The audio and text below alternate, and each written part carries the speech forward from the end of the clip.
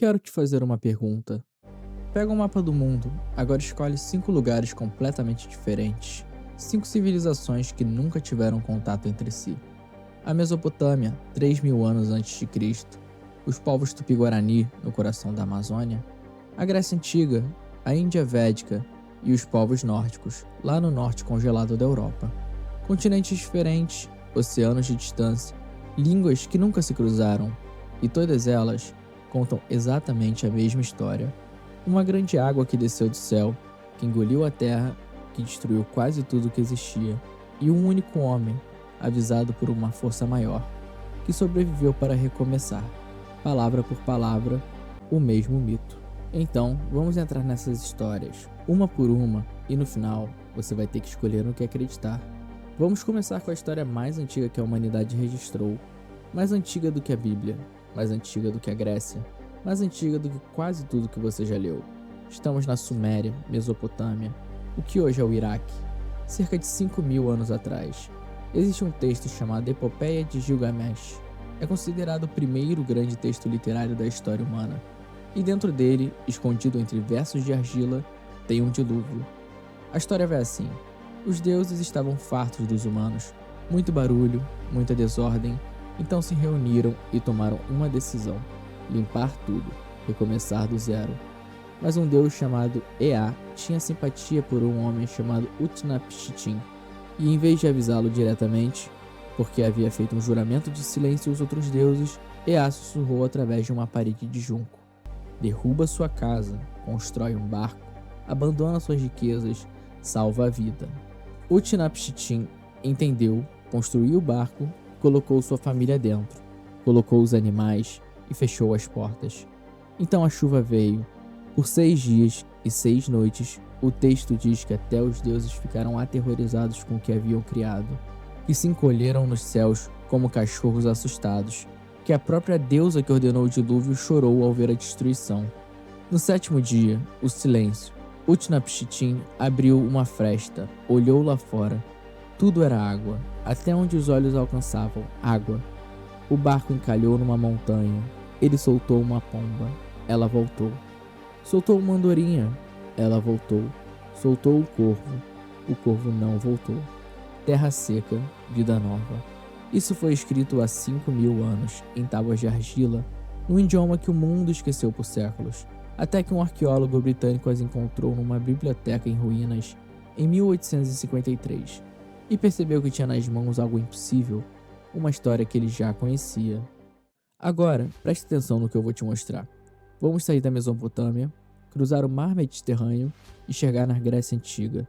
Uma civilização completamente diferente. Outro idioma, outros deuses, outra visão de mundo. E eles também tinham um dilúvio. Zeus olhou para a humanidade e viu corrupção, crueldade. Uma raça que havia perdido o rumo. Ele decidiu acabar com tudo. E pediu ajuda a seu irmão, Poseidon, senhor dos mares, para que as águas subissem e não parassem. Mas havia um homem justo, chamado Deucalião. E aqui, preste atenção comigo, porque isso vai acontecer em toda a história que vamos ver hoje. Sempre tem um homem justo. Sempre tem um aviso divino e sempre tem uma embarcação. Sempre tem uma montanha no final. Deucalião foi avisado pelo seu pai, o titã Prometeu, sobre o que estava por vir. Ele e sua esposa Pirra, descrita pelos gregos como a mulher mais virtuosa de sua geração, construíram uma arca juntos. Sobreviveram durante 9 dias e 9 noites sobre as águas. E quando tudo abaixou, a arca encalhou numa montanha. Zeus enviou Hermes até eles. Qual o desejo de vocês? Hermes perguntou. Deucalião pediu para renovar a humanidade, e a instrução que receberam foi estranha: jogar para trás os ossos de sua mãe. Pirra ficou horrorizada. Como podemos profanar os restos de nossos ancestrais? Mas Deucalião entendeu. Os deuses falam em metáforas. A mãe de todos nós é a terra, e os ossos da terra são as pedras. Eles jogaram pedras para trás, e delas nasceram homens e mulheres. Um mundo velho destruído, um mundo novo construído. Mesopotâmia e Grécia, 2 povos, 2 idiomas, 2 conjuntos de deuses completamente diferentes. A mesma história. Mas talvez você esteja pensando: Grécia e Mesopotâmia ficam relativamente perto? É possível que a história tenha viajado? Então vamos mais longe. Então vamos para a Índia, um texto chamado Satapatha Brahmana, escrito séculos antes de Cristo. Conta a história de um homem chamado Manu. Um dia, Manu estava lavando as mãos à beira do rio quando um pequeno peixe nadou até as suas palmas e falou: "Me protege e eu te protejo." Manu cuidou do peixe. O peixe foi crescendo, ficou grande demais para um pote, depois para um tanque, depois para um lago, até que só o oceano era grande o suficiente para ele. E antes de ir embora, o peixe revelou sua verdadeira natureza. Era Vishnu, o Deus preservador do universo. E revelou que estava por vir. Um dilúvio vai varrer a terra. Constrói um barco e espera por mim. Manu construiu o barco. O dilúvio veio. E Vishnu, ainda no corpo do peixe, puxou o barco de Manu pelas águas revoltas até que uma montanha surgiu no horizonte. Lá ele amarrou o barco, esperou as águas baixarem e foi o único sobrevivente, o pai de toda a humanidade que veio depois. Agora coloca as três histórias, uma do lado da outra. Na Mesopotâmia, os deuses se fartam dos humanos, um homem justo é avisado. Constrói uma embarcação, salva os animais, encalha numa montanha. Na Grécia, os deuses se fartam dos humanos, um homem justo é avisado, constrói uma embarcação, encalha numa montanha, nova humanidade nasce. Já na Índia, a destruição vem, um homem justo é avisado por uma divindade, constrói um barco, a divindade o guia até uma montanha. Não é parecido, é o mesmo roteiro. Se isso já te deixou curioso, considere se inscrever, ainda temos mais 2 civilizações para ver, e a melhor parte está por vir. Agora, eu preciso te mostrar uma versão que vai te surpreender, porque o dilúvio nórdico não veio da chuva. No começo do mundo nórdico existir Ymir, o primeiro ser, um gigante de gelo primordial, de cujo corpo suado nasceram os primeiros seres vivos, e durante um tempo o mundo era dele.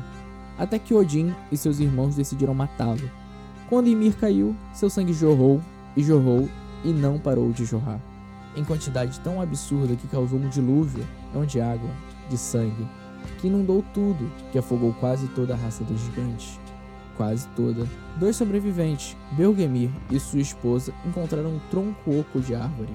Usaram como jangada, e quando tudo ao redor se afogava no sangue do gigante morto, eles flutuaram, chegaram até Jotunheim e recomeçaram, e do corpo do Ymir, Odin construiu o mundo que conhecemos.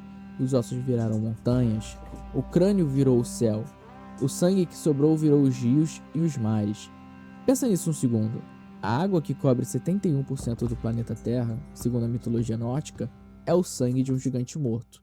Mas além do horror visual dessa história, o que ela tem em comum em todas as outras? Destruição total, 2 sobreviventes, uma jangada, um recomeço. A estrutura é idêntica, só muda a água. E agora eu preciso te trazer para perto da nossa casa, porque antes de qualquer colonização, antes de qualquer navio europeu chegar nessas costas, antes de qualquer contato com o Oriente Médio, com a Grécia, com a Índia ou com a Escandinava, os povos Tupi-Guarani, aqui no Brasil, também tinham um dilúvio. Tupã, o deus do trovão, da criação, da luz, olhou para os humanos e ficou indignado.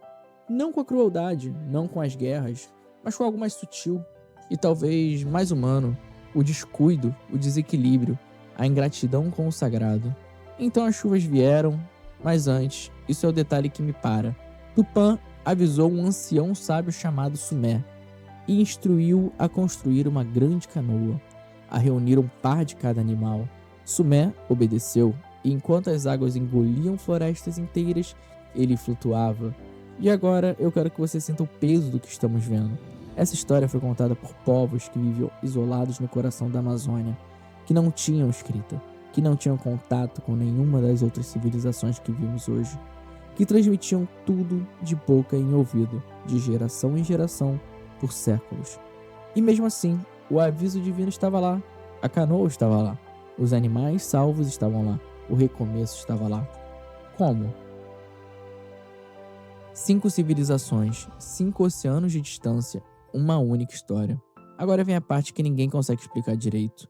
O porquê existem 3 respostas possíveis para isso. Todas as 3 são perturbadoras. A primeira aconteceu de verdade. No fim da última era glacial, cerca de 11.000 anos atrás, os mantos de gelo que cobriam o planeta derreteram. Os oceanos subiram dezenas de metros em poucos séculos. Cidades costeiras inteiras desapareceram. Civilizações que existiam há milênios foram engolidas pelas águas sem deixar rastro.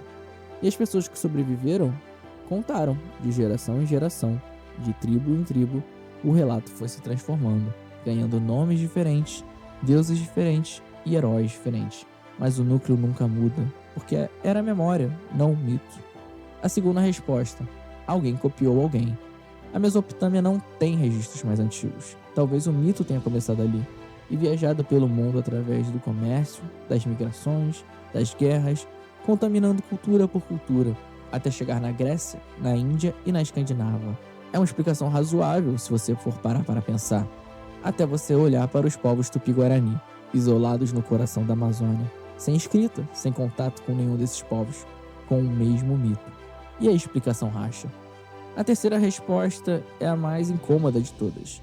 Joseph Campbell, o maior estudioso de mitologia comparada do século XX, passou décadas olhando para esse problema e chegou a uma conclusão que ainda divide acadêmicos, teólogos e cientistas até hoje. Para Campbell, essas histórias não precisaram viajar. Elas nasceram ao mesmo tempo, em lugares diferentes, porque não descrevem um evento externo, descrevem algo que está dentro de nós. O dilúvio, segundo Campbell, é a história que toda civilização conta quando precisa processar uma transformação radical. A destruição que vem antes do recomeço, o fim que precede o começo, a morte que antecede o renascimento. Não é sobre água, nunca foi sobre água. É aqui está o que mais incomoda nessa história toda. Se Campbell está certo, se o dilúvio é uma estrutura interna, uma espécie de programa emocional que todos os seres humanos carregam, então isso significa que em algum nível profundo, que a ciência ainda não mapeou, todos nós somos feitos da mesma coisa. Mesopotâmios, gregos, hindus, nórdicos, tupi-guarani, a mesma memória, o mesmo medo, a mesma esperança. Mas Campbell está errado, se o dilúvio foi real, se realmente aconteceu e quase nos apagou. Então isso significa que a humanidade chegou tão perto do fim que a cicatriz ficou gravada em cada cultura que sobreviveu, e nós nem sabemos disso. Não existe uma terceira opção confortável aqui. Ou somos todos mais parecidos do que imaginamos, ou todos passamos pelo mesmo trauma e não lembramos. 5 civilizações, o mesmo homem, o mesmo aviso, a mesma água, a mesma montanha. Me diz nos comentários o que você acredita. Foi real? Foi copiado? Ou é algo que está gravado dentro de todo ser humano desde sempre? Porque dependendo da sua resposta, tudo muda. Se esse vídeo te fez pensar, compartilha com alguém que também ia querer saber disso. Nos vemos numa próxima.